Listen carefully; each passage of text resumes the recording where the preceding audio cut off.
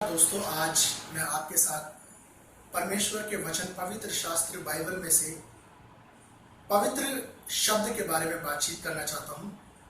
जैसा कि हम जानते हैं कि पवित्र शास्त्र बाइबल में परमेश्वर ने पवित्र शब्द को बहुत महत्व दिया, और यदि हम पूरी बाइबल में देखें तो जो पवित्र शब्द है वो 600 बार आया है, और उसी प्रकार से जो पवित्रता शब्द है वो 43 बार हम परमेश्वर के वचन में पाते हैं। जो पवित्र शब्द का जो मतलब है, यदि हम इब्रानी भाषा में देखें तो कादोश और कादेश शब्द वहां पर पाया जाता है।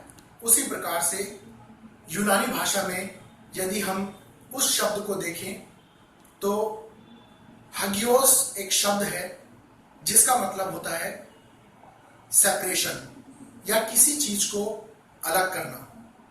तो जो पवित्र जो शब्द है उसका जो मतलब है वो ये है कि अलग किया जाना, और परमेश्वर चाहता है कि उसके लिए वो सारी चीजें अलग की जाएं जो उसकी हैं। और पुराने नियम में बहुत सारी चीजों को परमेश्वर ने अलग किया। यदि हम देखें तो जो 7वां दिन विश्राम दिन परमेश्वर ने ठहराया, उस शब्द के दिन को परमेश्वर ने पवित्र कहा। जब परमेश्वर मूसा से पहली बार पहाड़ पर मिला तो वहां पर परमेश्वर ने कहा कि ये पवित्र स्थान है, अपनी जूतियां अपने पैरों से उतार दे। उसी प्रकार हम मिलाप वाले तंबू में देखते हैं जहां पर परमेश्वर विराजमान होते थे। महापवित्र स्थान उसको कहा गया, और उसके बाहर का जो स्थान था वो पवित्र स्थान था। बहुत सारी चीजें मिलाप वाले तंबू में परमेश्वर ने अलग करने के लिए कहा कि ये सब चीजें मेरी हैं, इनको पवित्र किया जाए। जब महायाजक महापवित्र स्थान में परमेश्वर से लोगों के लिए भेंट चढ़ाने के लिए जाता था तो उसको पवित्र होना पड़ता था। और परमेश्वर के वचन में यदि हम यशाया उसका 57 अध्याय और उसके 15 पद में देखें तो वहां पर लिखा है कि मैं ऊंचे पर और पवित्र स्थान में विराजमान हूं। इसका मतलब परमेश्वर ऊंचे पर और पवित्र स्थान में विराजमान है। परमेश्वर चाहता है कि उसके लोग पवित्र बने। जिस प्रकार से लय व्यवस्था उसका 19 अध्याय और उसके 2 पद में लिखा है कि पवित्र बनो क्योंकि मैं पवित्र हूं।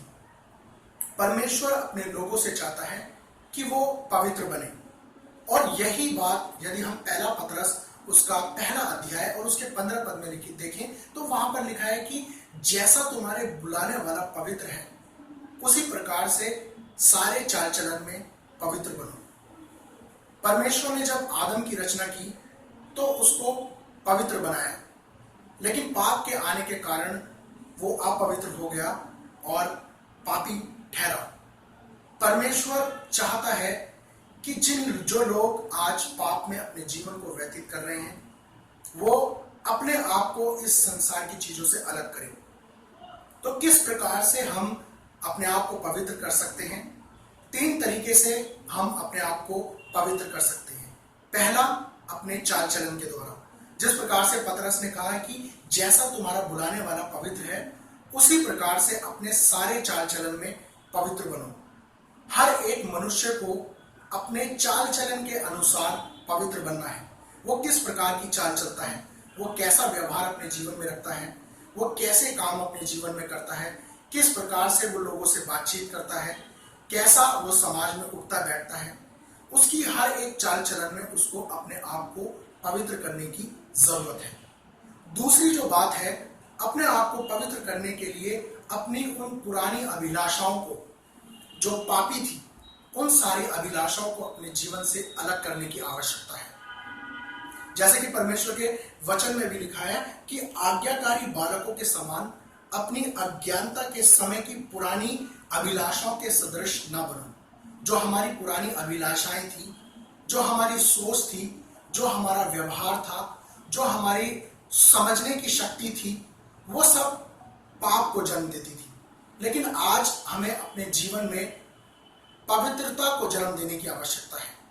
अपनी उन सारी बुरी बातों को, उस सोच को उस गंदी विचारधारा को अपने जीवन से अलग करके हमें पवित्रता में अपने जीवन को बिताने की आवश्यकता है। और तीसरी जो बात है कि इस संसार के सदृश हमें नहीं बनना है। संसार में बहुत सारी बुराइयां हैं। अगर हम आज का न्यूज़पेपर देखें तो बहुत सारी चीजें हम वहां प्राप्त करते हैं कि किसी ने किसी का मर्डर कर दिया या किसी ने चोरी कर ली या बहुत अलग अलग प्रकार की चीजें इस संसार में हम पाते हैं। परमेश्वर के लोगों को इस संसार की सारी चीजों से अलग होना है। जैसा कि मैंने अभी आपको बताया कि पवित्र का मतलब है अलग किया जाना। हमें इस संसार से अलग होने की आवश्यकता है। और जैसा कि परमेश्वर के वचन में भी लिखा है कि पहला पत्रस उसका 2 अध्याय और 9 पद में कि तुम एक चुना हुआ वंश, राजपदधारी याजकों का समाज और पवित्र प्रजा और उस परमेश्वर की निज प्रजा है। हम परमेश्वर की पवित्र प्रजा हैं। परमेश्वर ने इस संसार से हमें अलग किया है और अपने परिवार में शामिल किया है। यदि हम लोग परमेश्वर के परिवार में शामिल होना चाहते हैं तो हमें अपने आप को पवित्र करने की आवश्यकता है।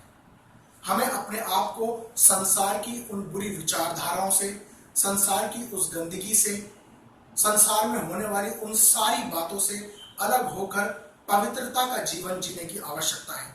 और जिस प्रकार से भजन संहिता 96 और उसके 9 पद में लिखा है, पवित्रता से शोभायमान होकर परमेश्वर को दंडवत करो।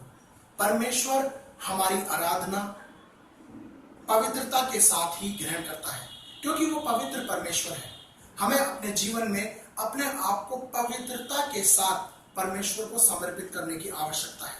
और जब हम अपने आप को परमेश्वर को समर्पित करते हैं तो परमेश्वर हमें एक्सेप्ट करता है, परमेश्वर हमें ग्रहण करता है, क्योंकि वो खुद परमेश्वर है और वो पवित्र लोगों को ही पसंद करता है, पवित्र लोगों को ही अपने परिवार में शामिल करता है। दोस्तों, हमें इस संसार की उन तमाम पापों से, उस संसार की तमाम बुरी बातों से, उस संसार की तमाम उन गलत चीजों से निकलकर हमें परमेश्वर के परिवार में शामिल होना है।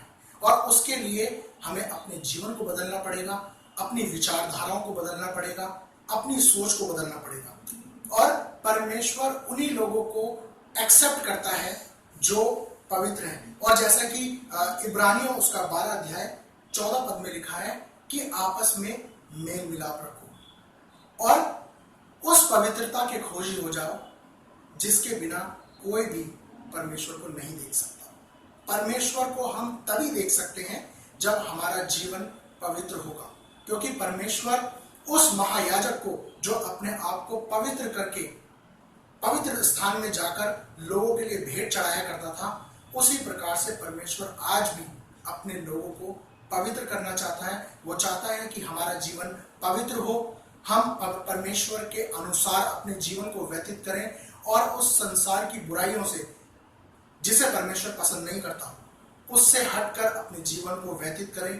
तब हम परमेश्वर के परिवार में शामिल हो सकते हैं और परमेश्वर के राज्य में अपने आप को पा सकते हैं। तो दोस्तों, परमेश्वर चाहता है कि जैसा वो पवित्र है उसी प्रकार से हम भी अपने जीवन में, अपने चाल चलन में, अपने व्यवहार में, अपनी बातों में, अपने उठने बैठने में पवित्र करें अपने आप को और परमेश्वर को अपने आप को पवित्रता के साथ सौंपे, तो परमेश्वर सचमुच हमें ग्रहण करेगा। धन्यवाद।